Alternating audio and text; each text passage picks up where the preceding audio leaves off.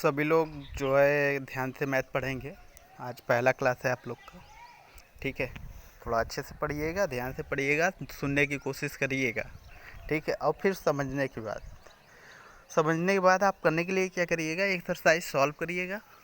आपको कोई प्रॉब्लम होगा तो बताइएगा, ठीक है।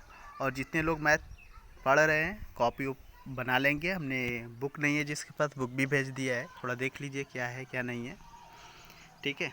चलिए, ये मेरा है परिमेय संख्या। परिमेय संख्या किसे कहते हैं? जो P अपान Q के रूप में होता है उसे परिमेय संख्या कहते हैं। जैसे कि 3/2 हो गया, 5/10 हो गया, 7/10 हो गया, ये भी परिमेय संख्या है। लेकिन बात यह आता है, आपके लोग के दिमाग में आता है कि क्या 5 परिमेय संख्या नहीं है? 5 भी परिमेय संख्या है। क्यों? क्योंकि यहाँ पर थोड़ा ध्यान दीजिएगा, इसके अपान तो 1 मान ही सकते हैं ना, नहीं है तो फिर भी तुम लिख तो सकते हैं। अब देखो, यह इसे हम P मान लेते हैं, इसे हम Q मान लेते हैं, तो यह क्या है? P अपान Q के रूप में है कि नहीं? इसी वजह से परिमेय संख्या है, ठीक है। अब थोड़ा ध्यान दीजिए एक चीज़ और, यदि सब लोग बोलते हैं कि क्या 0 परिमेय संख्या है, देखिए है परिमेय संख्या। क्यों? क्योंकि 0 अपान 1 लिख ही सकते हैं। यह तो मेरा P हो गया और ये मेरा Q हो गया, तो ये P अपान Q के फॉर्म में हो गया कि नहीं? इसी वजह से परिमेय संख्या है। लेकिन एक चीज़ और कर लेते हैं, यदि हमने गलती से कभी यदि लिख दिया कि 5/0, ठीक है, यह लिखा है, तो यह तो P की वैल्यू हो गया, यह Q की वैल्यू हो गया। अब थोड़ा ध्यान दीजिएगा, इसमें लिखा एक चीज़ और है कि जिसमें Q का मान 0 नहीं होना चाहिए। इसको ध्यान से देखिएगा, Q का मान 0 नहीं होना चाहिए, तो यहाँ 0 हो गया, तो यह परिमेय संख्या नहीं होगा, ठीक है।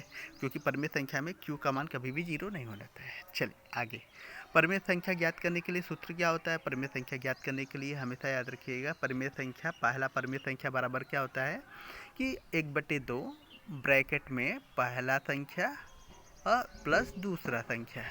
पहला संख्या में क्वेश्चन में दिया होगा ना, जैसे मान लीजिए हमने दे दिया आपको कि बताइए मैंने दे दिया एक क्वेश्चन दे दिया कि जैसे हमने लिख दिया 1/2 और 1/3 के बीच परिमेय संख्या ज्ञात करना है। तो कुछ नहीं करना है, परिमेय संख्या बराबर क्या आता है? 1/2 तो लिखेंगे ही, बस यहाँ बीच में हम 1/2 तो लिखेंगे ही, क्योंकि फार्मूले। अब हम ब्रैकेट लगा कर इन दोनों को सॉल्व कर प्लस कर इसको सॉल्व कर देंगे, जो आएगा वही मेरा पहला परिमेय संख्या कहलाएगा। ये कौन सा परिमेय संख्या कहलाएगा? ये पहला परिमेय संख्या है।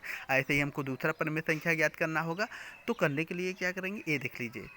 दूसरा परिमेय संख्या ज्ञात करने के लिए फार्मूला वही रहेगा, 1/2, फिर क्या? अब देखिए थोड़ा ध्यान दीजिएगा, जब हम पहले संख्या को जोड़ेंगे, जैसे पहला संख्या प्लस दूसरा संख्या, कुछ आएगा रिजल्ट, मान लीजिए कुछ रिजल्ट आता है, तो मान लीजिए 3/10 आता है, ठीक है।